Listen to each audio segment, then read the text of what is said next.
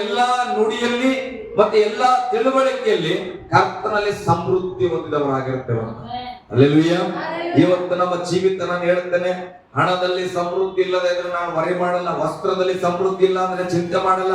ಅದು ನನಗೊಂದು ಬಯಕೆ ಏನಂದ್ರೆ ಕ್ರಿಸ್ತನ ಸಾಕ್ಷಿಯಲ್ಲಿ ನಾನು ಸಮೃದ್ಧಿ ಆಗಿರ್ಬೇಕು. ಹಲ್ಲೆಲೂಯಾ. ಅದ್ರಲ್ಲಿ ದೃಢವಾಗಿರುವ ವಿಚಾರದಲ್ಲಿ ನಾನು ಸಮೃದ್ಧಿ ಆಗಿರ್ಬೇಕು.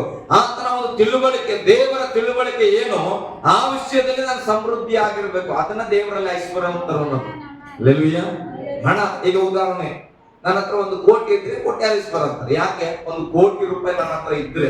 ಹಲ್ಲೆಲೂಯಾ. ಹಾಗೆ ದೇವರ ಬಗ್ಗೆ ಎಷ್ಟು ನನ್ನಲ್ಲಿ ಆಳವಾಗಿ ದೇವರ ಸಾಕ್ಷಿ ಹೊಂದಿಕೊಳ್ತೇವೋ, ದೇವರ ಬಗ್ಗೆ ನಾವು ತಿಳ್ಕೊಳ್ತೇವೋ, ಆವಾಗ ದೇವರು ನಮ್ಮಲ್ಲಿ ಸಮೃದ್ಧಿಯಾಗಿದ್ದಾನೆ ಅಂತ ಅರ್ಥ. ಗಟ್ಟಿಯಾಗಿ ಒಂದು ಹಲ್ಲೆಲೂಯಾ, ಹಲ್ಲೆಲೂಯಾ.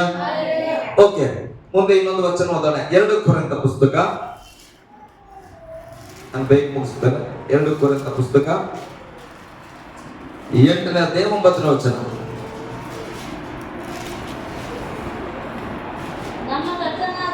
ನೋಡ್ರಿ, ಯಾಕೆ ನಾನು ಯಾವಾಗಲೂ ಯೇಸು ಯೇಸು ಯೇಸು ವಾಕ್ಯ, ಯೇಸು ವಾಕ್ಯ ಇದು ನಮ್ಮಲ್ಲಿ ತುಂಬಬೇಕು. ಇದ್ರಲ್ಲಿ ನಾವು ತುಂಬಬೇಕಂದ್ರೆ ಚೆನ್ನಾಗಿ ಅರ್ಥ ಮಾಡ್ಕೊಳ್ಬೇಕು. ನೀವು ಅರಸುಭಾಷೆಗೆ ಏನೋ ಐಶ್ವರ್ಯದ ಮೇಲೆ ಮನಸ್ಸೇ ಇಲ್ಲ ಅಂತ ತಿಳ್ಕೊಳ್ಬೇಡ್ರಿ. ಹಲ್ಲೆಲೂಯಾ.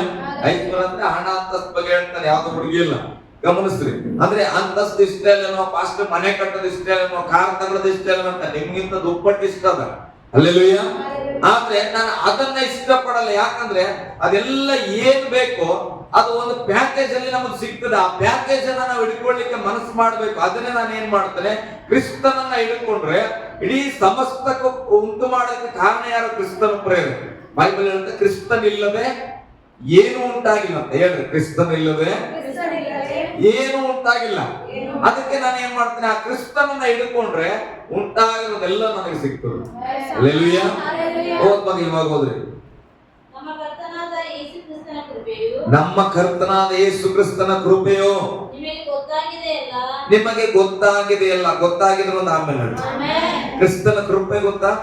ಕ್ರಿಸ್ತನ ಕೃಪೆ ಅಂದ್ರೆ ನಾವು ಪಾಪಿ ಆಗಿದ್ರು ಕೂಡ ನಮಗಾಗಿ ಪ್ರಾಣ ಕೊಟ್ಟು. ಹಲ್ಲೆಲೂಯಾ. ನಾವು ಪ್ರಾರ್ಥನೆ ಮಾಡೋದು ಅನೇಕ ಹೇಳ್ತೇವೆ, ನಾವು ಧೂಳಿನೊಬ್ರು, ನಾವು ಯಾವ್ದಕ್ಕೆ ಲೆಕ್ಕಕ್ಕಿಲ್ಲ, ನಾವು ಗಣನೆ ಮಾಡಿದ್ರೆ ಹೌದು, ಅದೆಲ್ಲ ನಿಜ. ಆದ್ರೆ ಈಗ ನಾವು ಅಂತವರಲ್ಲ. ಹಲ್ಲೆಲೂಯಾ. ಒಂದು ಕಾಲದಲ್ಲಿ ಅಂತವರಾದ ನಮ್ಮನ್ನ ಎಳ್ಕೊಂಡು ಬಂದು ದೇವರಿಗೆ ಏನ್ ಮಾಡೋಣ, ಗಣನೆಗೆ ತಂದ. ಹಲ್ಲೆಲೂಯಾ. ನಾವೀಗ ಲೆಕ್ಕಕ್ಕಿಲ್ಲದವರಲ್ಲ, ಕ್ರಿಸ್ತನ ಲೆಕ್ಕದಲ್ಲಿ ಇದ್ದೇವೆ. ದೇವರ ಲೆಕ್ಕದಲ್ಲಿ ನಾವೀಗ ಪರಲೋಕ ರಾಜ್ಯದ ಜೀವಬಾಂಧಿರ ಪಟ್ಟಿಯಲ್ಲಿ ನನ್ನ ಹೆಸರು ಬರೆಯಲ್ಪಟ್ಟದ ನಾನು ವಿಶ್ವಾಸಿಸ್ತೇನೆ. ಆಗ ನಾವು ಏನೋ ಲೆಕ್ಕಕ್ಕಿಲ್ಲದೆ ಆಟದಲ್ಲಿ ಆಡ್ತಾ ಇರ್ತಾರೆ ಸಣ್ಣ ಮಕ್ಕಳು. ನಾನು ಬರ್ತೇನೆ ಆಟಕ್ಕಂದ್ರೆ ಸೇರಿಸ್ಕೊಳ್ತೇವೆ, ಆದ್ರೆ ಅವನನ್ನು ಔಟ್ ಮಾಡಲ್ಲ ಯಾರುವೆ. ಹಲ್ಲೆಲೂಯಾ. ಅವ ಮುಂದೆ ಮುಂದೆ ಬರ್ತಾ ಇದ್ರೆ ಔಟ್ ಮಾಡಲ್ಲ. ಯಾಕೆ ಹೇಳ್ರಿ? ಅವ್ನ ಔಟ್ ಮಾಡಿದ್ರೆ ಲೆಕ್ಕಕ್ಕಿಲ್ಲ, ಸುಮ್ಮನೆ ಓಡಾಡ್ತಾ ಇರ್ತಾರೆ. ಹಂಗಿರಬಾರ್ದು ಕ್ರೈಸ್ತತ್ವದಲ್ಲಿ. ಹಲ್ಲೆಲೂಯಾ. ದೇವರನ್ನ ವಿಶ್ವಾಸ ಮಾಡಿದ್ಮೇಲೆ ಒಂದು ಸಭೆಯಲ್ಲಿ ನಾವಿದ್ದಾಗ ದೇವರ ಚಿತ್ತದಲ್ಲಿ ನಾವು ಎಂಟ್ರಿ ಆಗಿದ್ಮೇಲೆ ಆಟಕ್ಕುಂಟು ಲೆಕ್ಕಕ್ಕಿಲ್ಲ ಅನ್ನಂಗೆ ಇರಬಾರ್ದು. ನಾವು ಆಟದಲ್ಲಿ ಇರಬೇಕು, ಲೆಕ್ಕದಲ್ಲಿ ಇರಬೇಕು. ಹಲ್ಲೆಲೂಯಾ. ನಾವು ಓದ್ ಮಗ ಇವಾಗ, ಕ್ರಿಸ್ತನ ಕೃಪೆಯು ನಿಮಗೆ ಗೊತ್ತಾಗಿದೆಯಲ್ಲ.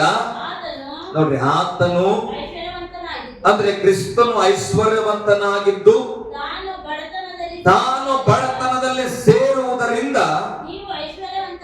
ನೋಡ್ರಿ, ನೀವು ಐಶ್ವರ್ಯವಂತನಾಗಬೇಕೆಂದು ನಿಮಗೋಸ್ಕರ ಬಡವನಾದನು. ಹಲ್ಲೆಲೂಯಾ. ಬೈಬಲ್ ಹೇಳ್ತದೆ, ಯೇಸು ಸ್ವಾಮಿ ಬಡವನಲ್ಲ ಪ್ರೇರೆ, ಯೇಸು ಸ್ವಾಮಿ ಐಶ್ವರ್ಯವಂತನಾಗಿದ್ದನು.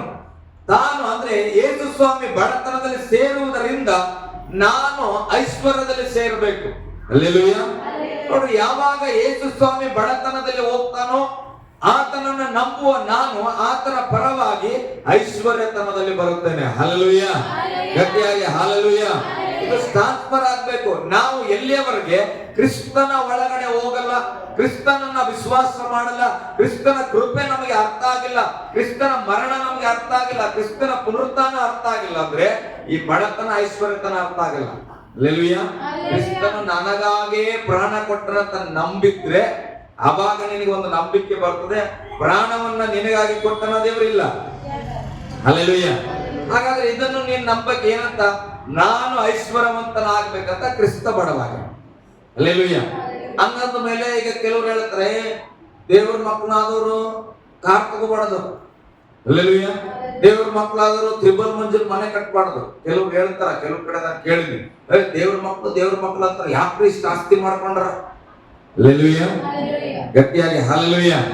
ಅವ್ರ ವಾಕ್ಯ ತೋರಿಸ್ರಿ. ಯೇಸು ಸ್ವಾಮಿ ಬಡವಾಗಿದ್ದು ಸುಮ್ನೆ ಅಲ್ಲಪ್ಪ, ನಾನ್ ತ್ರಿಬಲ್ ಮಂಜಿಲ್ ಮನೇಲಿ ಬಾಳ್ಬೇಕಂತ ದೇವ್ರು ಬಡವಾಗಿದ್ದು. ಹಲ್ಲೆಲೂಯಾ.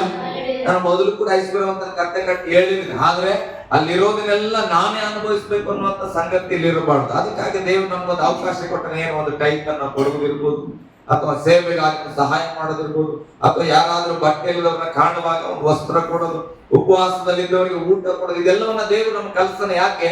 ನೀನು ಐಶ್ವರ್ಯವಂತನಾಗೇ ಇರು, ಆದ್ರೆ ಇರೋದನ್ನೆಲ್ಲ ನಿನ್ನ ಒಂದು ಜೀವನೇ ತಿನ್ಬೇಕನ್ಬಾರ್ದು. ಹಲ್ಲೆಲೂಯಾ. ಅಂತ ಅಂದಾಗ ಅಕಸ್ಮಾತ್ ನನ್ನ ಜೀವನ ದೇವ್ರು ಕರೆದ್ರೆ ಇರೋದನ್ನ ಎಲ್ಲ ಜೀವ ತಿಂತಾವ. ಹಲ್ಲೆಲೂಯಾ. ಓಕೆ, ಅರ್ಥ ಮಾಡ್ಕೊಂಡ್ರೆ ಅಂತ ನಾನು ಹೇಳ್ತೇನೆ. ಬಡವರಾಗಿರ್ಬೇಕು ಅಂತ ಅಲ್ಲ ದೇವರ ಚಿತ್ತ, ಐಶ್ವರ್ಯವಂತರಾಗೇ ಇರಬೇಕು. ಪಕ್ಕದಲ್ಲಿದ್ರು ಕೈ ಕೊಟ್ಟು ಹೇಳ್ರಿ, ನೀವು ಐಶ್ವರ್ಯವಂತರಾಗಬೇಕಂತ ಕ್ರಿಸ್ತನು ಬಡವನಾಗಿದ್ದಾನೆ. ಐಶ್ವರ್ಯವಂತರಾದ ಮೇಲೆ ಬಡವರನ್ನ ನೆನಪು ಮಾಡಿಕೊಳ್ಳ್ರಿ. ಹಲ್ಲೆಲೂಯಾ. ಯಾಕೆ ಗೊತ್ತಾ ಬಡವರನ್ನ ನೆನಪು ಮಾಡ್ಕೊಳ್ಬೇಕು? ಬಡವಾಗಿರೋದು ಯಾರು? ಈಗ ನಾನ್ ಶ್ರೀಮಂತ ಆಗ್ಬೇಕಂತೇಳಿ ಬಡವಾಗಿರೋದು ಯಾರು? ಕ್ರಿಸ್ತನು. ಹಾಗಾದ್ರೆ ಅದಕ್ಕೆ ಬೈಬಲ್ ಹೇಳ್ತದೆ, ಉಪವಾಸದಲ್ಲಿದ್ದಾಗ ಯಾರಾದ್ರೂ ಹಸಿದವನಿಗೆ ಅನ್ನ ಕೊಟ್ರೆ ಅದು ಯಾರಿಗೆ ಕೊಟ್ಟಂಗಂತ?